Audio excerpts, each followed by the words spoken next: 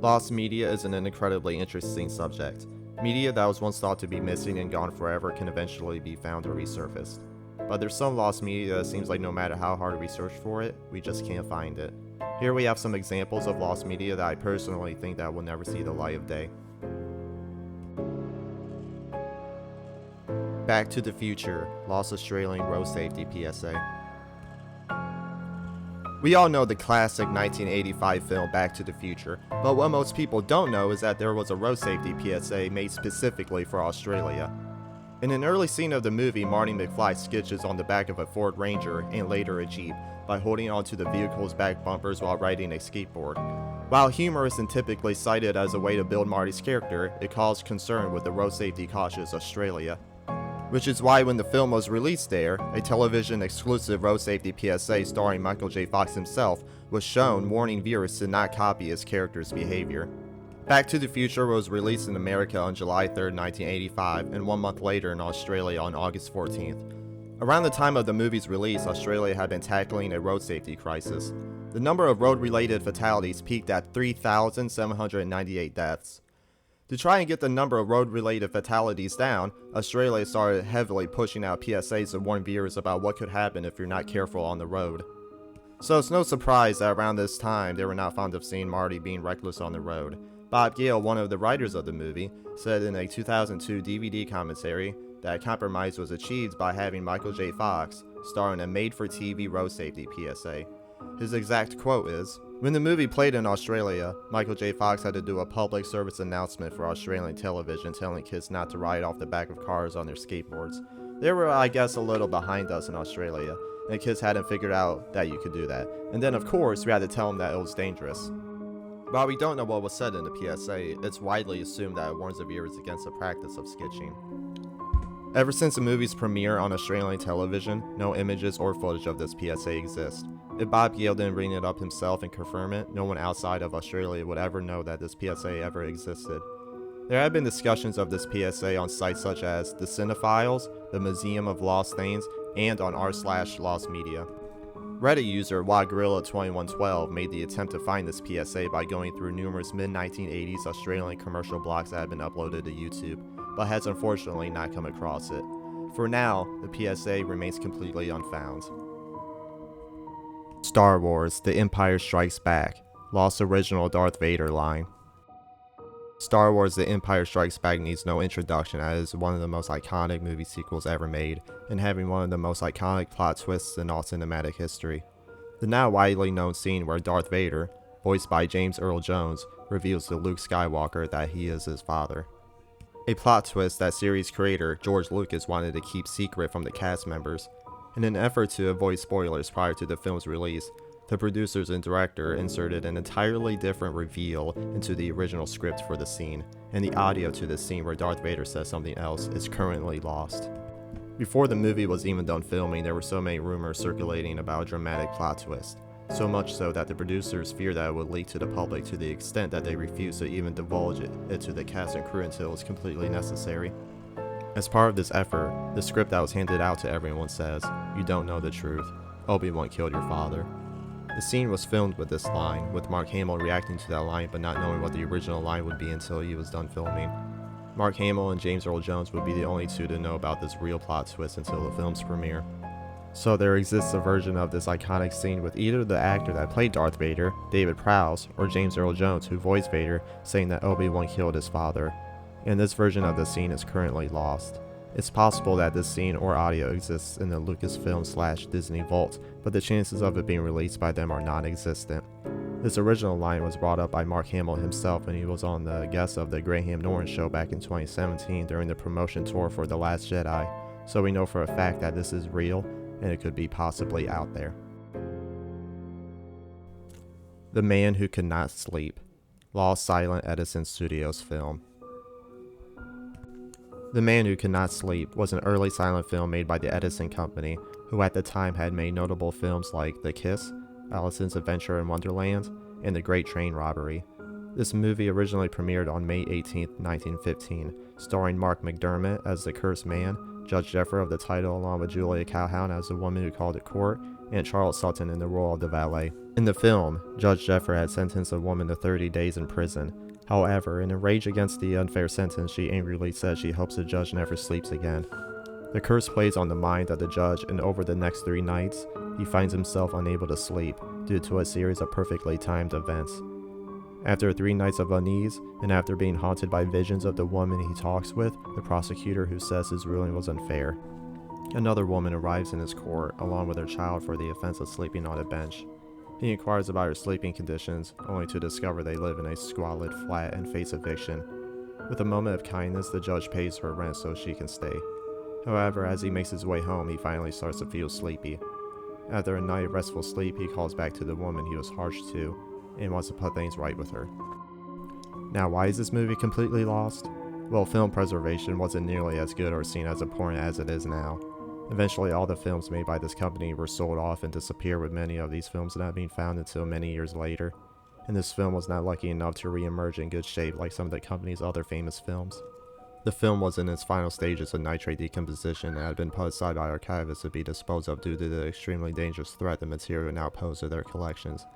Bill copied footage from the reels and used decayed footage from 4 brief shots for his film, which are now the only known examples of footage from the film. Although the cut was being re-rendered in slow motion, unfortunately the cuts lacked any consecutive or complete frames in good condition. So bearing the occasional partial frame, the film is still considered lost with no intact footage. As of April 3, 2021, the Library of Congress has confirmed during an email inquiry that they still have a copy of this film. However, there is almost no image left on their print due to the severe nitrate decay.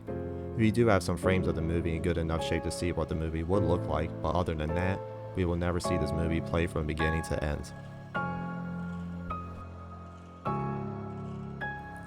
Slamfest 99, aka Super Smash Bros. Live, lost live stream of promotional event for Nintendo 64 crossover fighting game. Now we have one of the most infamous pieces of lost media that still has not been fully recovered. Slamfest 99, otherwise known as Super Smash Bros. Live, was an official promotional event for the North American release of Super Smash Bros. On the Nintendo 64, held at the MGM Grand Adventures theme park in Las Vegas, Nevada on April 24, 1999. Organized by Nintendo of America and public relations firm Gollin/Harris, the event featured a real-life staged wrestling match involving 4 costumed Super Smash Bros. Characters performed in front of a live audience. The 17-minute-long fight was live-streamed on the web via RealPlayer G2 by web broadcasting company Media on Demand's internetbroadcast.com service. While a rebroadcast of the match was hosted on the event's official website for several months following its conclusion, no video footage of Slamfest 99 is currently known to exist. The official broadcast as well as any second-hand video recordings remain lost. Slamfest 99 has languished in obscurity for decades since its broadcast. Even among hardcore fans of Super Smash Bros., Nintendo has never publicly referenced the event, and it took until May 2020 for major attention to be drawn to it via social media. Since then, the Lost Media Wiki has been engaged in an ongoing search effort to find a copy of the official broadcast.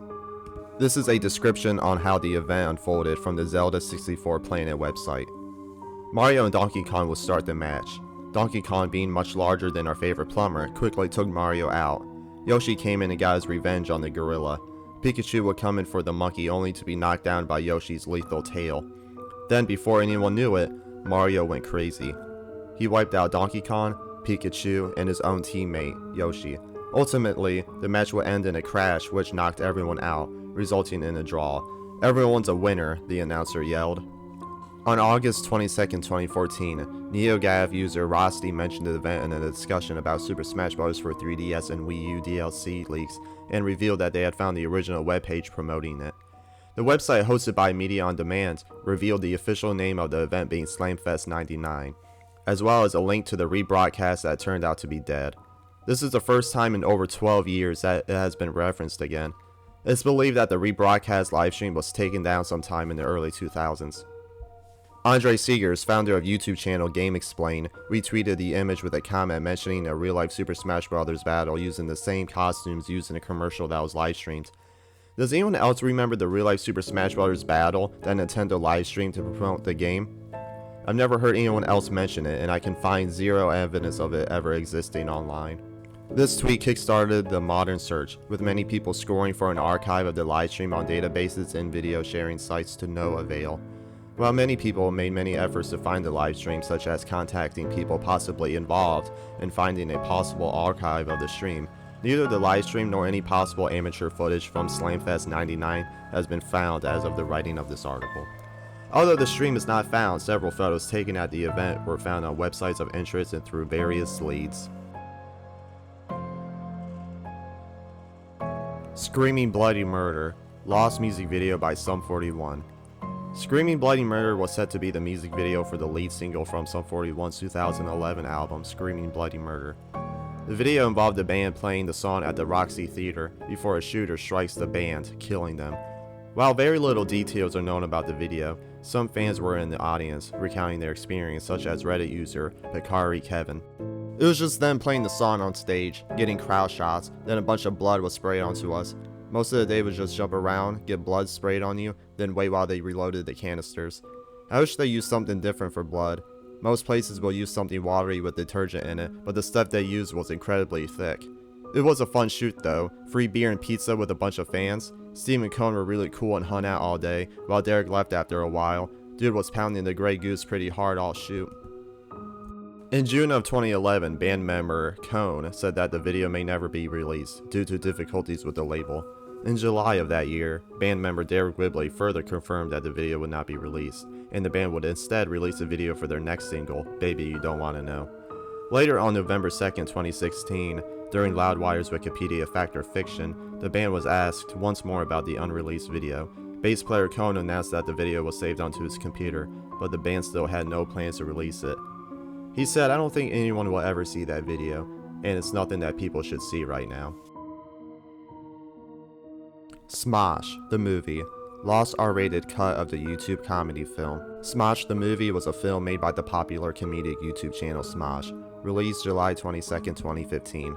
The film stars Smosh's founders, Ian Hecox and Anthony Padilla. Upon release, the film was critically panned due to Smosh having little input on the filmmaking process and an amount of lowbrow humor. However, when people don't know that the final version of the film was not the rendition that Anthony Padilla and Ian Hecox had initially imagined. Originally, the film was given an R rating by the MPAA due to the heavy amount of sexual and foul-mouthed content that exceeds the standards of what the MPAA will deem suitable for the PG-13 rating. Studios have shown that out of all the ratings, PG-13 performs the best, which caused the film to be heavily edited.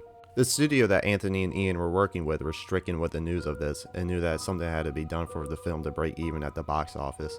So the studio, in a panic, decided to cut huge chunks of the film in favor of making it PG-13. This left the film as a highly watered down version of what it originally was. This will later be confirmed in an episode of the Colder Ones podcast, which featured Ian, in which he discusses Smosh the movie and walks through its process of it being made. The DVD release included many Smosh movie cuts, possibly including jokes cut to make the movie PG-13. The number of deleted scenes is unknown, and the movie cut is known to not have every clip, so it's unknown how many were missing and how much of the clip is missing. Some R-rated clips that were deleted from the movie can still be found online, but I highly doubt we'll ever see the full R-rated version of this film.